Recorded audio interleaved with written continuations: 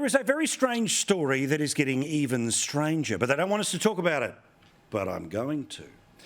Remember the attack on Paul Pelosi, the husband of the Speaker of the House of the Representatives in the United States, Nancy Pelosi.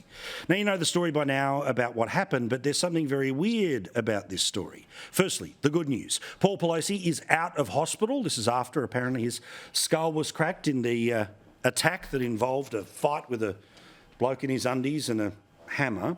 But there is a strange bit of detail that NBC News on their Today Show, so nobody was ad-libbing here. This made it through all the producers, all the graphics department.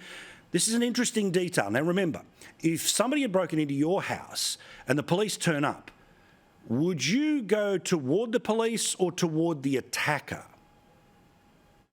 After a knock and announce, the front door was opened by Mr. Pelosi. The 82-year-old did not immediately declare an emergency or try to leave his home, but instead began walking several feet back into the foyer toward the assailant and away from police.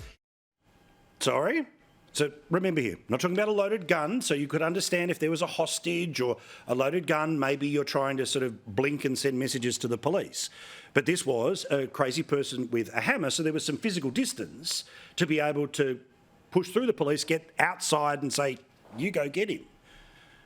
But that report was nuked, removed by NBC from their website, and in fact, this is all that remains on the internet of the story.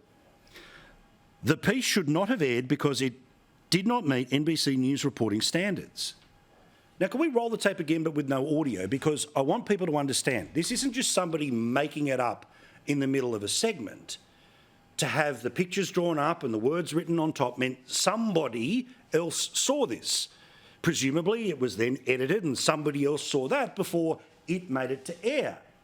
Now, all of these people may have just got it wrong and trust the single reporter, but normally that's not how it quite works in a newsroom, especially when you're talking about something as sensitive as this.